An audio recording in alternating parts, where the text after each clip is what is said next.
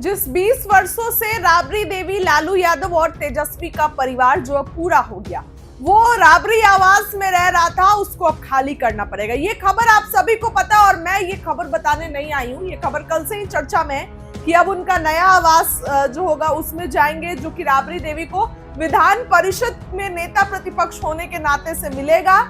लेकिन एकाएक कैसे ये सब हुआ, ये इसकी बड़ी वजह सामने आई है। सम्राट चौधरी को गृह मंत्रालय मिला, ठीक है, उसका इससे कुछ लेना देना नहीं है, लेकिन अभी रिजल्ट के सदमे से आरजेडी परिवार, लालू परिवार उभरा भी नहीं था कि इतनी बड़ी मुसीबत सर पर आ गई। अब बड़ी मुसीबत आप इसलिए कह रहे हैं ना, क्योंकि कहीं ना कहीं इमोशनल जुड़ाव जो उस घर से तेजस्वी यादव का था, तेज प्रताप यादव तो पहले ही छोड़ चुके हैं।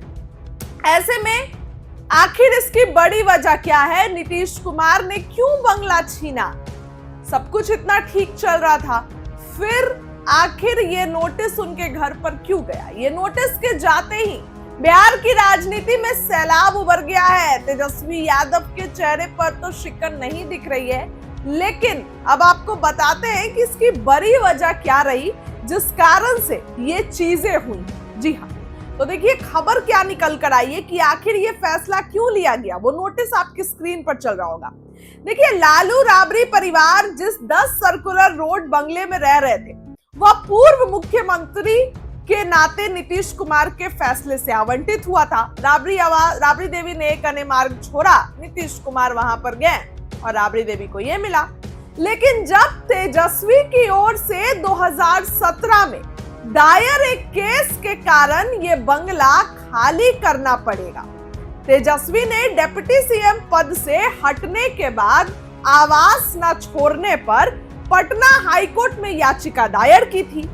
कोर्ट ने 2019 में फैसला सुनाते हुए न केवल तेजस्वी की याचिका खारिज की, बल्कि पूर्व मुख्यमंत्रियों को आजीवन बंगला सुविधाएं देने के नियम को भी रद्द कर दिया था, खारिज कर दिया था, जिसका असर अब राबड़ी देवी पर पड़ रहा है और तेजस्वी यादव कहीं ना कहीं उनकी गलती के कारण ये खामियाजा भुगतना पड़ रहा है।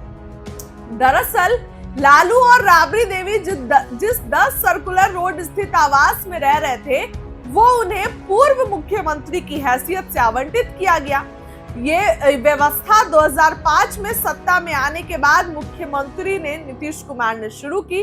नीतीश कुमार ने फैसला किया था कि राज्य के सभी पूर्व मुख्यमंत्रियों को पटना में सरकारी आवास, सुरक्षा और अन्य सुविधाएं दी जाएंगी। इसके लिए 2010 में सरकारी नियमों में बदलाव भी किया गया, जिसके तहत राबड़ी देवी, लालू यादव, जीतन राम मांझी, डॉक्टर जगन्नाथ मिश्रा और सतीश प्रसाद जैसे पूर्व मुख्यमंत्रियों को ये सुविधाएं मिलती। मगर अब राबड़ी देवी पर उनके बेटे तेजस्वी यादव की ओर से 8 साल पहले दायर किया गया एक केस भारी पड़ गया। मामला 2017 का है। महागठबंधन सरकार टूटने के बाद तेजस्वी ने उप मुख्यमंत्री पद से इस्तीफा दे दिया था। इसके बाद सरकार ने उन्हें 5 देश रत्न मार्ग स्थित डिप्टी सीएम का बंगला खाली करने का नोटिस दिया। इस बंगले को डिप्टी सीएम के पद के लिए फिक्स कर दिया था और उनकी जगह नए डिप्टी सीएम सुशील कुमार मोदी को यह आवंटित हुआ। इस नोटिस के खिलाफ तेजस्वी यादव पटना हाईकोर्ट में चले गए। तेजस्वी की याचिका पर पहले सिंगल बेंच ने उन्हें कोई राहत देने से इनकार कर दिया, जिसके बाद उन्होंने डबल बेंच में अपील की। तत्कालीन चीफ जस्टिस जो थे, उन्होंने सुनवाई करते हुए भवन निर्माण से पूर्व मुख्यमंत्रियों को दी जा रही सुविधाओं पर जानकारी मांगी।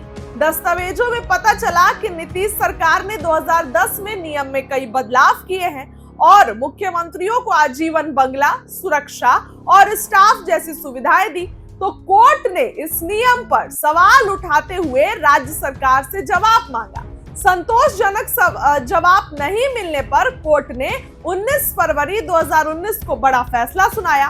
कोर्ट ने सिर्फ तेजस्वी यादव की याचिका ही रद्द नहीं की, बल्कि उन्हें डिप्टी सीएम बंगला खाली करने को कहा।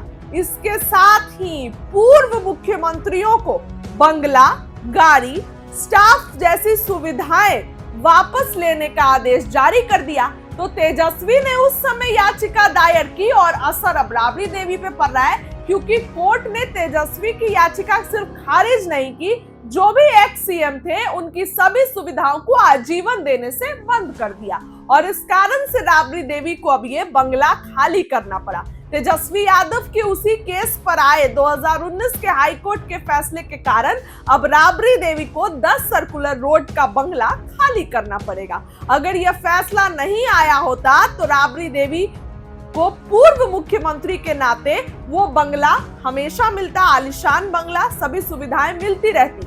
अब केवल उनको विधान परिषद में नेता प्रतिपक्ष होने की सुविधाएं मिलेंगी और उसी नाते उनको घर भी मिलेगा। तो ये जो है इसी कारण से जो है वो बंगला छीना जा रहा है। फिलहाल इस खबर के लिए इतना ही। देखिए, चुनाव आयोग को स्पष्टीकरण देना पड़ेगा। बिहार के जनादेश पर डाका पड़ा है। चुनाव आयोग को यह भी बताना पड़ेगा कि आचार संहिता लग जाने के बाद खातों में पैसा कैसे गया, चाहे वो जीएसटी एडवांस का पैसा हो, चाहे वो विश्व बैंक के कर्जे का पैसा हो। क्या चुनाव आयोग इस बात की इजाजत देता है अपने नियमावली के अनुसार कि चुनाव आचार संहिता लगने के बाद भी लाभुक को पैसा दिया जाएगा वोट को प्रभावित करने के लिए? क्या इस बात का प्रमाण नहीं है कि जनादेश की डकैती हुई है? पूरी संवैधानिक संस्थाएं जिस तरह से हाईजेक होते जा रहा है, सत्ता प्रतिष्ठान की आंगन की शोभा बढ़ते जा रही है, क्या इस देश के अंदर में संवैधानिक संस्थाएं बचेगी? लोकतंत्र बचेगा? लोकतंत्र रौंदता जाएगा और लोग तमस्वीर बैठे रहेंगे? हम तो हाथ जोड़ करके, पूरे हाथ जोड़ करके आग्रह करना चाहते हैं देश को उच्चतम न्यायालय से कि लोकतंत्र की रक्षा के लिए, संवैधानिक संस्थाओं को बचाए रखने के लिए आगे आने चाहिए, संज्ञान लेना चाहिए।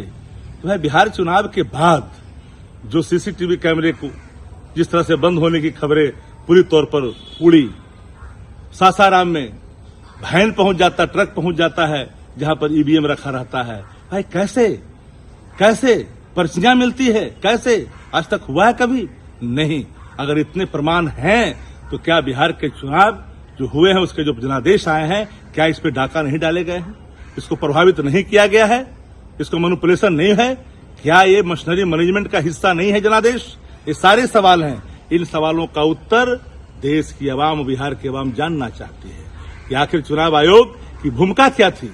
चुनाव आयोग को निष्पक्ष चुनाव कराने थे, लेकिन पक्षपात चुनाव के जो परिणाम आए हैं वह भी सबके सामने है। जनता में उदासी है, जनता में इस चुनाव परिणाम को लेकर हर्ष का भाव नहीं है। ये बात भी सबके मुखमंडल पर देखा जा रहा है। इसलिए इसको रक्षा करने के लिए लोकतंत्र को और संवैधानिक संस्थाओं को बचाने के लिए आगे आना पड़ेगा।